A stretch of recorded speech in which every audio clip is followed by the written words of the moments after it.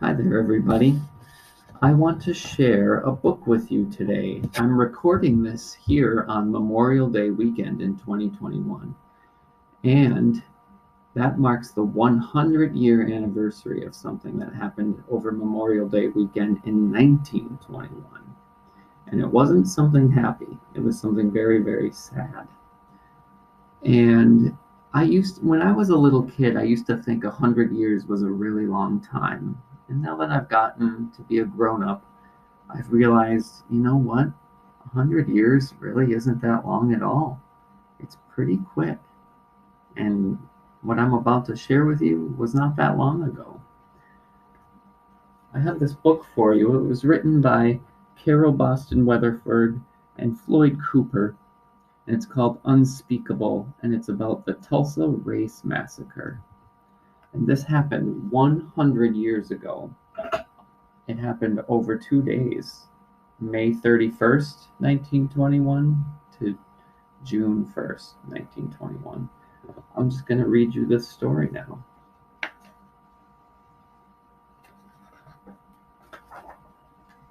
I've not actually read this book before. Once upon a time, near Tulsa, Oklahoma, prospectors struck it rich in the oil fields. The wealth created jobs, raised buildings, and attracted newcomers from far and wide seeking fortune and a fresh start. Once upon a time in Tulsa, there was a community called Greenwood. Its residents descended from black Indians, from formerly enslaved people, and from exodusters who moved west in the late 1800s, fleeing the violence and racism of the segregated South. Beautiful pictures. Once upon a time in Greenwood, there were some 10,000 people living in a 35 square block area. Train tracks divided the black and white communities. Segregation laws called for separate neighborhoods, schools, phone booths, and railroad and streetcar coaches. Unfair tests made it hard for black people to register to vote, and laws barred marriages across racial lines.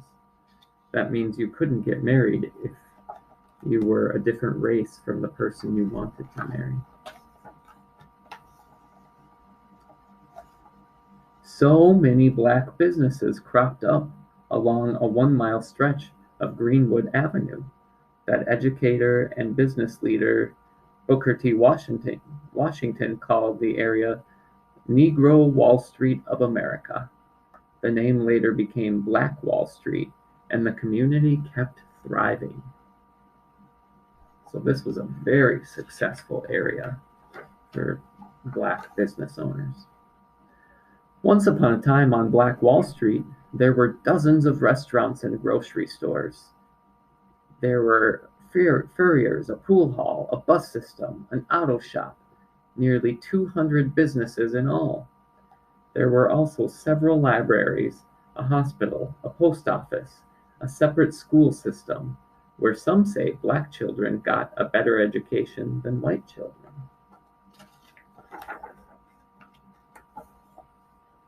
There were two black-owned newspapers, the Tulsa Star and the Oklahoma Sun, and over 20 churches, and 15 black doctors, including Dr. A.C. Jackson, the most able black surgeon in the nation. Once upon a time in Greenwood, there were barber shops and beauty salons. Miss Mabel's Little Rose Beauty Salon boomed on Thursdays when maids who worked for white families got coiffed on their day off and strutted in style. Up and down Greenwood Avenue, the soda fountain at Williams' confectionery was the backdrop for scores of marriage proposals.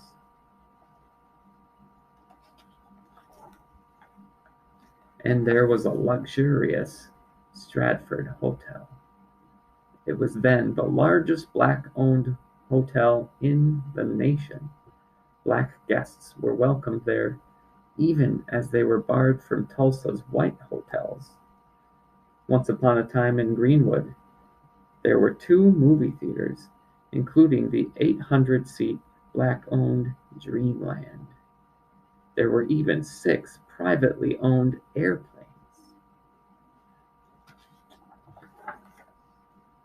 But in 1921, not everyone in Tulsa was pleased with these signs of black wealth, undeniable proof that African Americans could achieve just as much and sometimes more than whites. All it took was one elevator ride, one 17-year-old white elevator operator accusing a 19-year-old black shoeshine man of assault for simmering hatred to boil over.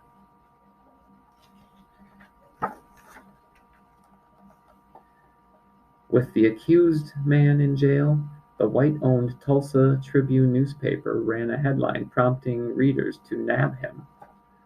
Fearing the man would be lynched, which means killed by a mob before his trial, 30 armed black men rushed downtown to his rescue. The story goes that he tripped and fell, and that's when the white elevator operator thought that he was attacking her.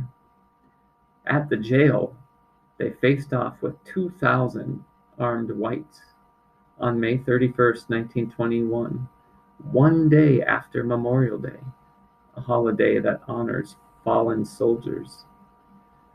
Skirmishes between the 2 groups left 2 black men and 10 white men dead. But the worst was yet to come. Unable to get to the jailed suspect, the white mob sparked rumors that the black community planned to attack. Unchecked, and in some cases deputized by the police, the white mob stormed into Greenwood, looting and burning homes and businesses that blacks had saved and sacrificed to build. Threatening to shoot, the mob blocked firefighters from putting out the blazes. African American World War I veterans took up arms to defend their families and properties, but they were outnumbered and outgunned. Families fled with only what they could carry. Once upon a time in Greenwood, up to 3,000 black people, including Dr. Jackson, were killed. Hundreds more were injured. More than 800 people were left homeless, and hundreds of businesses and other establishments were reduced to ash. The police did nothing to protect the black community. When the National Guard arrived the next day, all that was left to do was put out fires and move thousands of black residents into camps outside of Tulsa. As their community lay in ruins, black residents had to carry passes to enter the city. In the days and weeks that followed, some black Tulsans left and never returned. Others stayed and rebuilt the Greenwood community, only to witness its decline in the 1960s. For decades, survivors did not speak of the terror.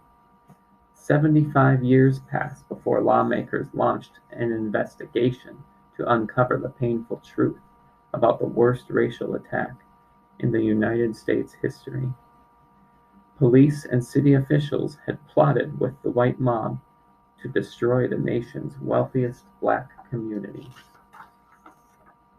Today, Tulsa's Reconciliation Park remembers victims of the 1921 massacre and recalls the role of African Americans in Oklahoma's history. But the park is not just a bronze monument to the past. It is a place to realize the responsibility we all have to reject hatred and violence and to instead choose hope. Let me read that part again. That feels very important. It's a place to realize the responsibility that we all have to reject hatred and violence, and instead choose hope. That's the last line in the book. I hope you'll join me in rejecting hatred and rejecting violence. I can't think of one good thing that's come from either of those. And the reason this from 100 years ago was such a sad story is because I just heard somebody speak on TV about how there were 600 businesses that were owned by black citizens in that area of Greenwood, where you could go swimming, you could go see a movie, you could stay at hotels, you could shop. 600 great businesses that were doing great.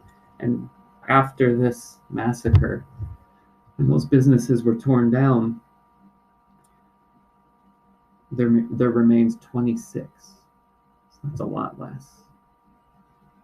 And it's really sad how many people's lives were lost and ruined. So join me in remembering this from 100 years ago and making sure it never happens again, because you and I, we have that responsibility to reject hatred and violence, and instead we'll choose hope and peace and love for each other.